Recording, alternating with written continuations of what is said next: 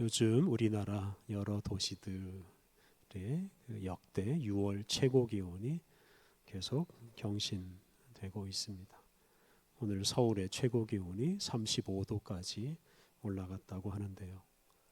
이렇게 7월에나 만나는 이런 불볕 더위를 우리가 벌써 만나고 있습니다.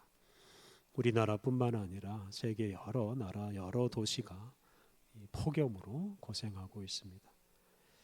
중동의 이슬람 국가들이 지금 성지 순례를 하고 있다는데요. 폭염 때문에 벌써 550명이나 되는 사람이 목숨을 잃었다고 합니다. 이렇게 폭염 때문에 세계 여러 지역에서 사람들이 목숨을 잃고 있습니다. 다 아시듯이 해마다 기온이 상승하고 있습니다.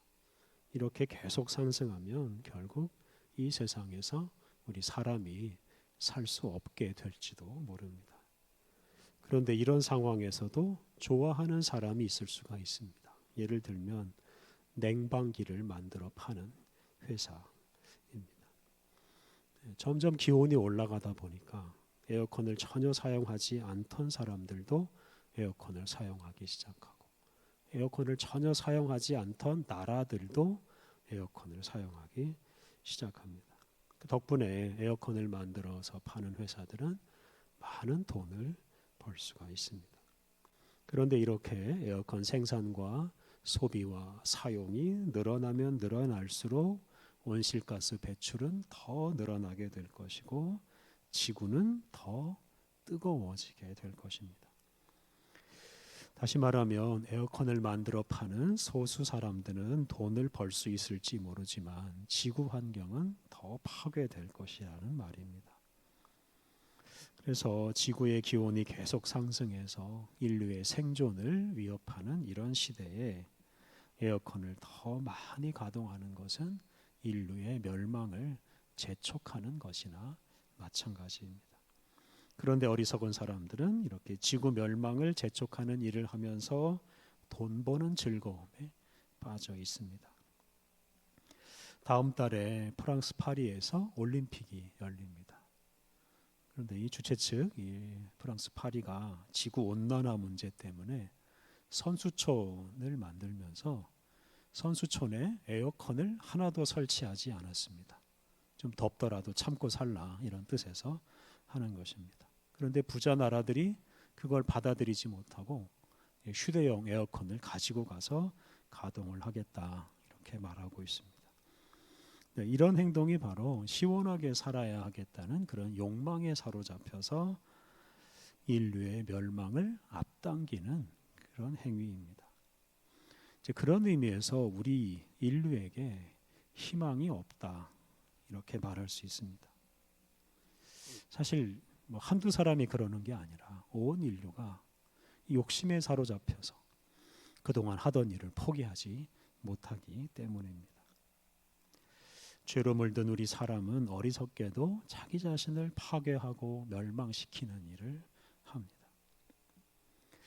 오늘 묵상하는 이 예레미야 후반부에서 하나님께서는 이렇게 스스로 멸망을 자초하는 사람들을 긍휼히 여기시고 친히 사람을 구원해 주시겠다고 약속하십니다. 오늘은 예레미야 후반부 30장부터 52장 그리고 예레미야 애가를 공부하는 날입니다. 우리가 지난주에는 남왕국 유다가 망할 것이라고 줄기차게 선포한 예레미야 선지자 이야기를 묵상했습니다. 예레미야 30장 이후에도 나라가 망한다는 말씀, 또 실제로 나라가 망하는 이야기가 여러 곳에서 나옵니다.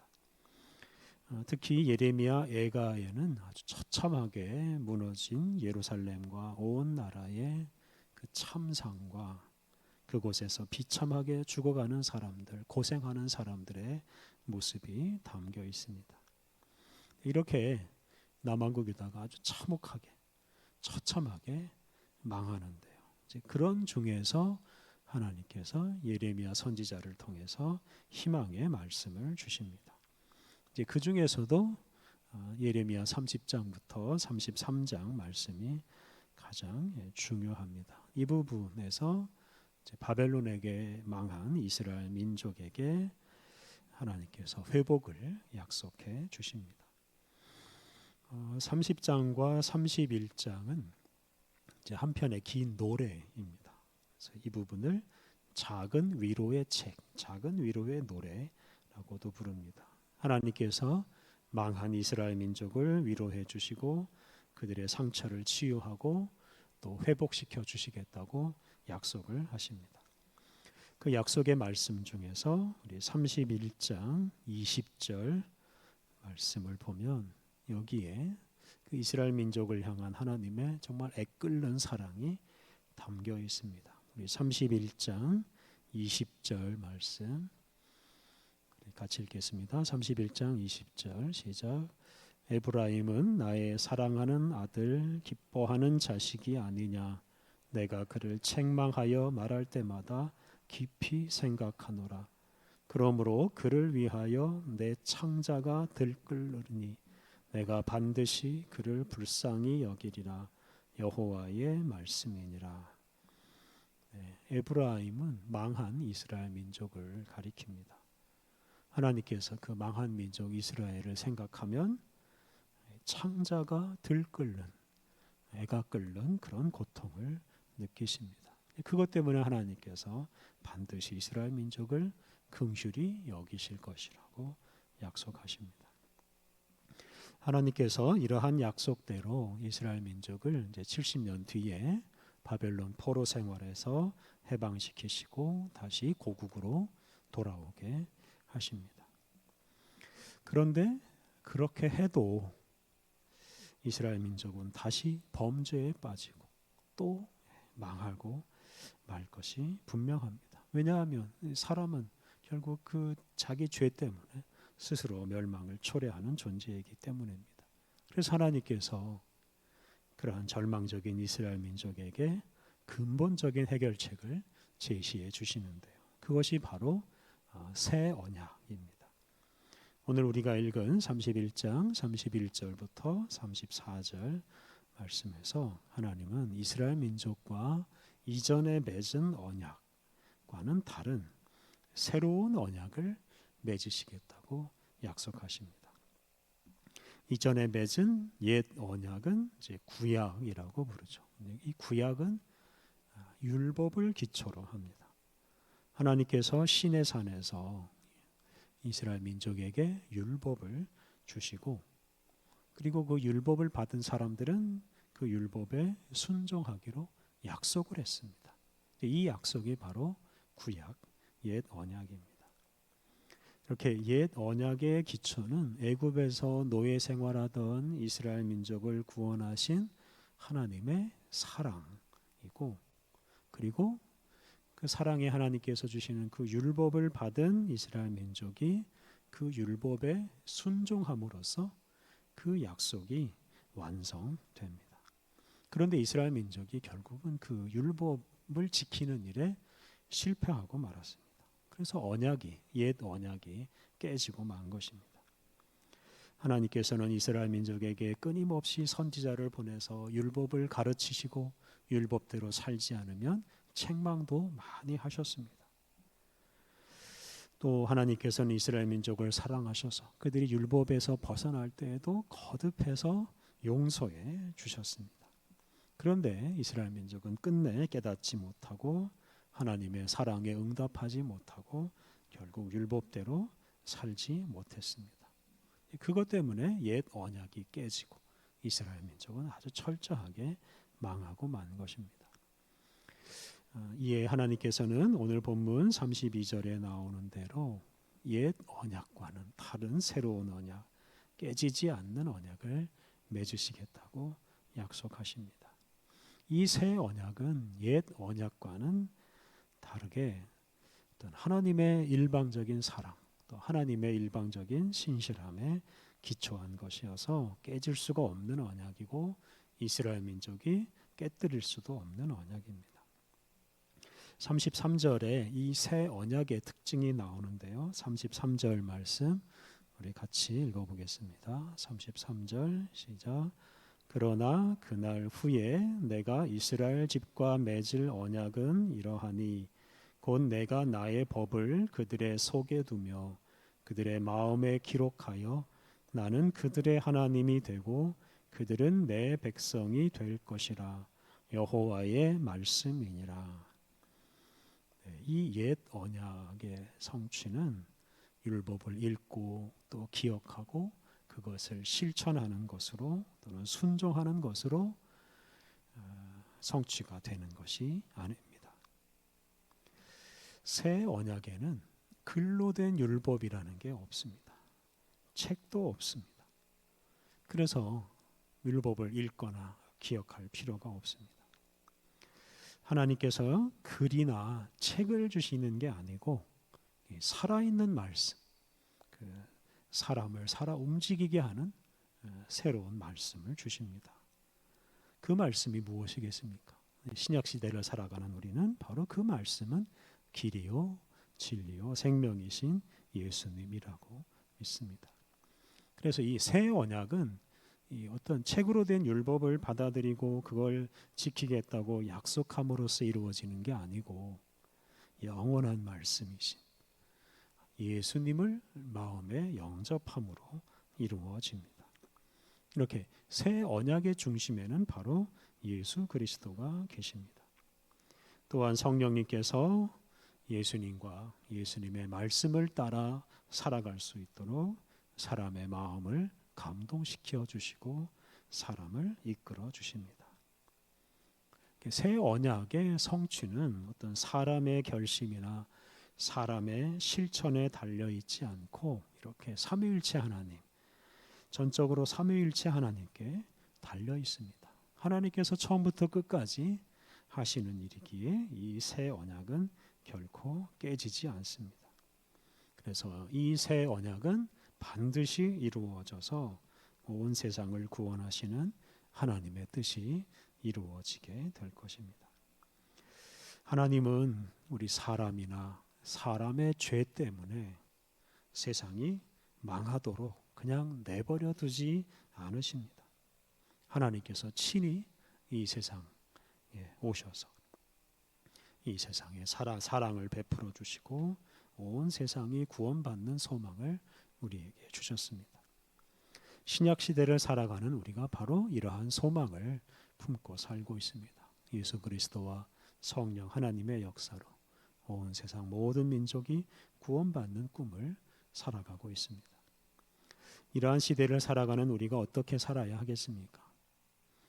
우리 자신의 어떤 결심, 우리 자신의 실천 또는 다른 사람에게 소망을 두지 않고 오직 우리를 구원하시는 하나님께 소망을 두고 하나님께 이끌리고 하나님께 순종하며 살아가야 합니다.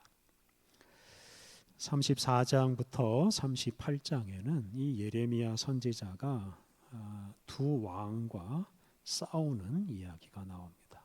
첫 번째 왕은 여호야김이고 두 번째 왕은 시드기야입니다.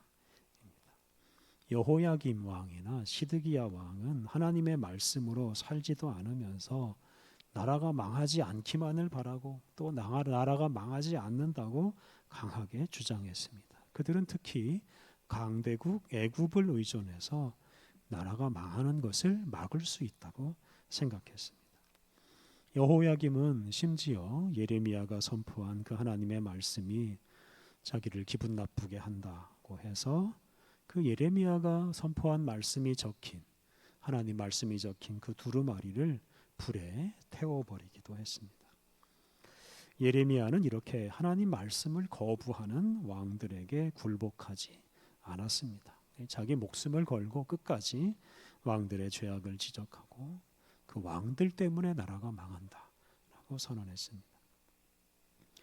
여호야김이나 시드기야 왕 두 사람은 예레미야의 입을 막고 나라가 망하지 않을 것이라고 주장했습니다만 결국 두 사람은 비참하게 죽고 맙니다. 그리고 나라도 망하고 맙니다. 권력자들이 권력을 사용해서 나라가 망하는 것을 막아보려고 했지만 막질 못했습니다. 이 당시 권력자들은 자기들이 누리고 있는 권력을 보존하는 것에만 관심을 두고 하나님의 뜻에는 관심이 하나도 없었습니다. 당장 나라가 망하면 자기가 지금 누리고 있는 왕의 지위나 여러 가지 권력, 부를 다 잃어버리기 때문에 나라가 망하지 않는다고 주장하고 그 죄악으로 가득 찬 그 나라를 지키려고만 애를 썼습니다. 반면에 예레미야 선지자는 그런 기존 질서, 이 죄로 물든 그 세상 질서를 유지하는 것에는 관심이 없었고 오히려 이런 기존 질서가 무너져야 하나님의 뜻이 이루어질 수 있다고 생각했습니다. 예레미야는 나라가 망할 것이고 그래야 새로운 희망이 생긴다고 말했습니다. 그러니까 지금 우리가 누리고 있는 것, 이것을 더 오래 누리고자 하는 마음에만 사로잡혀서 하나님께서 이루시는 그 새로운 세상에 관심을 두지 않는 사람은 이 여호야김이나 시드기야 왕 같은 절망적인 사람입니다. 우리 믿음의 사람은 지금 보이는 이 세상 질서가 계속 유지되기를 바라며 살지 않아야 합니다. 이것을 넘어서는 새로운 세상이 이루어지기를 바라보며 살아가야 합니다. 예레미야서에서 유명한 말씀이 참 많습니다만 그 중에 한 구절 33장 3절 말씀 같이 읽어보겠습니다. 예레미야 33장 3절 말씀 같이 읽겠습니다. 너는 내게 부르짖으라. 내가 내게 응답하겠고 내가 알지 못하는 크고 은밀한 일을 내게 보이리라. 네, 하나님께 기도하면서 하나님께서 이루어 가시는 그 은밀한 일, 신비로운 일, 보이지 않는 비밀스러운 일을 깨달으며 살아가는 것이 우리 믿음의 사람의 특권입니다. 그러니까 우리 눈에 보이는 것에 집착해서 눈에 보이는 어떤 즐거움에 사로잡혀서 살아가는 사람은 이런 은밀하고 신비로운 하나님의 뜻을 깨달을 수가 없습니다. 39장부터 45장까지 말씀은 이제 예레미야의 예언대로 남왕국 유다가 망하는 것과 이제 그 뒤에 나오는 이야기입니다. 유다가 결국 망하고 당시 감옥에 갇혀 있던 예레미야는 감옥에서 풀려납니다. 바벨론의 바벨론 군대가 예레미야에게 바벨론으로 가면 잘 대접해 주겠다고 약속을 했습니다만 예레미야는 바벨론으로 가지 않고 그냥 예루살렘에 남기로 하였습니다. 그리고 예레미야는 이렇게 남아있는 사람들에게 나라가 망한 것을 인정하고 바벨론의 통치를 조용하게 받아들이면서 해방의 때를 기다리며 살라고 권면하였습니다. 그런데 이제 일부 사람들이 이런 예레미야의 말을 무시하고 반란을 일으키고 애굽으로 도망을 갔습니다. 그리고 그렇게 애굽으로 도망가는 사람들이 예레미야를 붙들고 예레미야를 데리고 갔습니다. 이렇게 예레미야는 애굽으로 가는 사람들에게 붙들려서 애굽으로 끌려가고 말았습니다.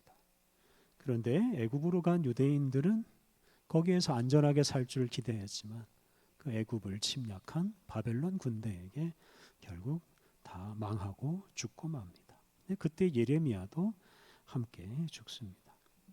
이렇게 예레미야 선지자는 망한 나라 백성으로서 타국으로 가서 거기에서 참 슬프게 비참하게 죽고 말았습니다. 46장부터 51장은 남왕국 유다 주변 여러 나라에 대한 심판의 말씀입니다. 예레미야는 특히 남왕국 유다를 망하게 한 바벨론이 망할 것이고 그리고 망한 이스라엘 민족은 다시 회복될 것이라고 예고합니다. 이렇게 예레미야서는 희망을 주는 말씀으로 끝이 납니다. 죄로 물든 사람과 죄로 물든 나라가 망해야 새로운 세상이 세워질 수 있고 그런 세상에서 우리가 진정한 희망을 품고 살 수 있습니다. 그래서 우리는 지금 우리가 살고 있는 이 세상이 계속 연장되기를 기대하지 않아야 합니다. 사람과 사람의 욕심과 사람의 죄 때문에 정말 수많은 사람과 수많은 피조물이 고생하는 이 세상이 계속 유지되기를 바라기보다는 하루속히 이런 세상은 망하고 하나님께서 약속하신 하나님의 나라가 이루어지기를 기대하며 살아가야 합니다. 예레미야 다음에는 예레미야 애가라는 아주 작은 책이 있습니다. 예레미야 애가는 말 그대로 애가, 슬픈 노래입니다. 바벨론에게 나라가 망하고 성전이 파괴된 그런 슬픔을 노래로 표현한 것입니다. 그런데 이 노래는 아주 정교하게 만들어졌습니다. 1장과 2장 그리고 4장은 22절 22개 절로 구성되는데 각 절의 첫 글자가 히브리어 알파벳 22글자 순서를 따릅니다. 이 알파벳 시편이라고 부릅니다. 33장은 66절로 구성되는데 세 절씩 묶어서 히브리 알파벳 순서를 따릅니다. 이제 5장만 알파벳 순서를 따르지 않는데 역시 22절로 구성되어 있습니다. 그래서 종합해 보면 이 예레미야 애가는 아주 극도의 슬픔을 좀 어떻게 주체할 수 없는 그런 슬픔을 아주 정교하게 정리해서 표현한 노래, 정형시라고 할 수 있습니다. 이 당시에 성전이 무너지고 사람들, 특히 어린이들이 군인들에게 죽고 또 많은 어린이들은 굶어서 죽었습니다. 도무지 눈으로 볼 수가 없는 참혹한 일들이 벌어졌습니다. 그런데 한 시인이 그런 현실을 도피하지 않고 똑바로 쳐다봅니다. 그리고 그런 현실을 있는 그대로 가감하지 않고 기록하고 그리고 또 그 현실 때문에 정말로 깊이 슬퍼하고 반성합니다. 술이나 마약 같은 걸 사용해서 현실을 무시하거나 포기하지 않았습니다. 이런 현실을 직시하고 슬퍼하는 가운데 큰 희망을 얻는데요. 우리 예레미야 애가 3장 19절부터 22절 말씀을 같이 읽어보겠습니다. 예레미야 애가 3장 19절부터 22절 말씀 우리 19절부터 같이 읽겠습니다. 내 고초와 재난 곧 쑥과 담즙을 기억하소서. 내 마음이 그것을 기억하고 내가 낙심이 되오나 이것을 내가 내 마음에 담아두었더니 오히려 나의 소망이 되었사오면 여호와의 인자와 긍휼이 무궁하심으로 우리가 진멸되지 아니함이니이다. 이런 고초와 재난을 무시하거나 잊어버리지 않고 마음 깊은 곳에 담아두고 기억하니까 오히려 거기에서 소망이 솟아났습니다. 그러니까 성전이 무너지고 나라가 망했는데 보통 보기에는 그게 절망 아니겠습니까? 그런데 그것이 절망이 아닙니다. 그런 일이 있어서는 안 된다고 생각하거나 그런 일이 생기면 포기하겠다 이렇게 생각하지 않아야 합니다. 하나님은 결코 우리를 망하게 하지 않으십니다. 긍휼이 풍성하신 하나님께서는 우리를 끝까지 사랑하시고 특별히 우리가 겪어보지 못한 그런 슬픈 일을 만나게 하셔도 오히려 그 일을 통해 우리의 인생을 새롭게 해 주십니다. 사람이 만들어가는 세상, 죄로 물든 세상은 망해야 합니다. 그래야만 하나님께서 이루시는 새로운 세상이 이루어집니다. 하나님께서는 새 언약을 통해 그런 새로운 세상을 약속해 주셨습니다. 그러므로 지금 우리가 이 세상에서 누리고 있는 즐거움이나 이익에 얽매여서 이 세상의 질서를 옹호하고 이거를 더 유지하려고 노력하지 않아야 합니다. 삼위일체 하나님은 이 세상을 구원하시는 분이십니다. 새 언약을 통해서 우리에게 구원을 약속해 주셨습니다. 하나님은 죄로 물든 사람과 세상을 단지 망하게 하시는 것이 아니라 새롭게 하셔서 이 땅 위에 하나님의 나라를 이루어 주실 것입니다. 우리가 그러한 하나님에 대한 믿음을 굳게 하고 하나님께서 이루시는 하나님 나라를 바라보고 그 하나님의 나라를 이 땅 위에 선포하고 실현하며 살아가야 하겠습니다. 우리 함께 기도하겠습니다. 하나님, 우리가 죄로 물든 우리 자신이나 이 세상이 망하지 않기를 바라지 않게 하옵소서.